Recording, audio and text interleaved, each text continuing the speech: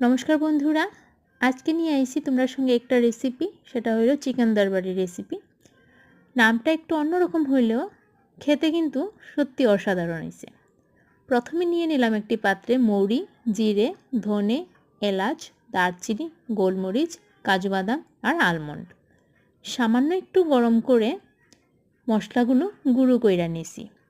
এবার কড়াইয়ের মধ্যে তেল দিয়া তাতে পেঁয়াজ কুচি এবং তেজপাতা দিয়ে ভাজতে লাগছি।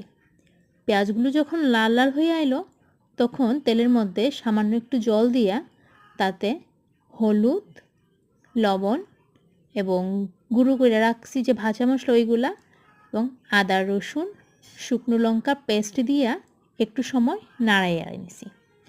মশলাগুলোকে একটু সময় রেখা হালকা একটু ভাজা হয়ে গেলে তাতে দিয়ে দিছি আগে কাটতে রাখা টমেটো কুচি। মশলাগুলো আবার একটু ভাজতে দিয়ে দিলাম। যখন মশলাগুলো ভাজা হয়ে যাইব তখন তার গায়ের থেকে তেলটি ছাড়তে শুরু করব। তেলটি ছাড়তে শুরু করলে তখন তাতে দিয়ে দিলাম আগে কেটে রাখা আলু এবং চিকেন।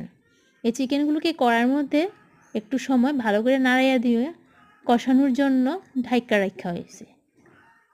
চিকেনগুলা যখন কষানো হয়ে যায় তখন তাতে সিদ্ধ হইবার জন্য আবার সামান্য একটু জল দিলাম, দিয়ে আবার ঢাইকা রাখা দিলাম। যখন চিকেনগুলা সিদ্ধ হয়ে গেল তখন তাতে কসুরি মেথি এবং 1 চামচ বাটার দিয়া নামাইয়া নিলাম। বাস তৈরি হয়ে গেল আমার চিকেন দরবারি রেসিপি।